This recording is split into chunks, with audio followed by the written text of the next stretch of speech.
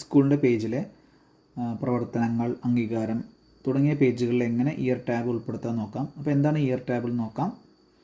ഇപ്പോൾ AUPS മൂലങ്കോട് എന്നൊരു school നമ്മൾ എടുക്കുന്നു. ഈ സ്കൂളിൻ്റെ പ്രവർത്തനങ്ങളൊന്ന് ക്ലിക്ക് ചെയ്യാം.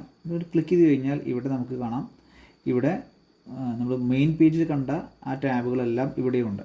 സ്കൂൾ സൗകര്യങ്ങൾ, അത്തരം ടാബുകളുണ്ട്. കൂടാതെ തന്നെ ഇയറും 2023 വരെയെന്നും അതിനുശേഷമുള്ള ഇയറിൻ്റെയും ഒരു പേജ് ഇവിടെ ഓൾറെഡി വന്നിട്ടുണ്ട്.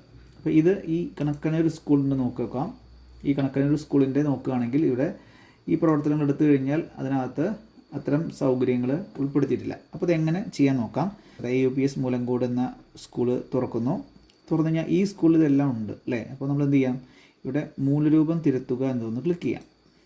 ക്ലിക്ക് ചെയ്ത് കഴിഞ്ഞാൽ ഇവിടെ കണ്ടോ ഈ 2 കോഡുകൾ. ഇപ്പോൾ ഇതിൽ ആദ്യത്തെ കോഡ് എന്ന് പറഞ്ഞു കഴിഞ്ഞാൽ ഒരു LP സ്കൂളാണ്. അതുകൊണ്ട് തന്നെ ഈ 2 കേളി ബ്രാക്കറ്റ് പി സ്കൂൾ frame/pages കേളി ബ്രാക്കറ്റ് 2 ക്ലോസ് ചെയ്യുക.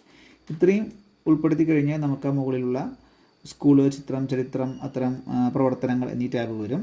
കൂടാതെ ഇയർ വരുത്താൻ വേണ്ടിയിട്ട് ഈ തൊട്ട് താഴെയുള്ള കോഡും കോപ്പി ചെയ്യാം. അപ്പോൾ ഞാനിത് രണ്ടും കൂടി ഒരുമിച്ച് കോപ്പി ചെയ്യാണ്. കോപ്പി ചെയ്തു. അതിനുശേഷം ഞാൻ ഈ കണക്കന്നൂർ എന്ന സ്കൂൾ സെലക്ട് ചെയ്തു.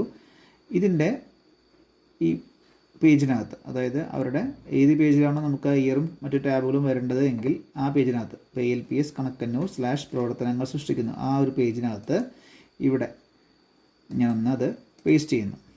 തുടർന്ന് താഴെ സേവ് ചെയ്യുക എന്നത് ക്ലിക്ക് ചെയ്യുക. ഓക്കെ, ഇപ്പോൾ കണക്കന്നൂർ എന്ന സ്കൂളിൻ്റെ പേജിലും പുതിയ വർഷത്തിൻ്റെ ടാബുകൾ വന്നിട്ടുണ്ടായിരിക്കും. ഓക്കെ, അതുപോലെ തന്നെ മുകളിലെ സ്കൂൾ സൗകര്യങ്ങൾ, പ്രവർത്തനങ്ങൾ എന്നീ ടാബുകൾ ഉണ്ടായിരിക്കും.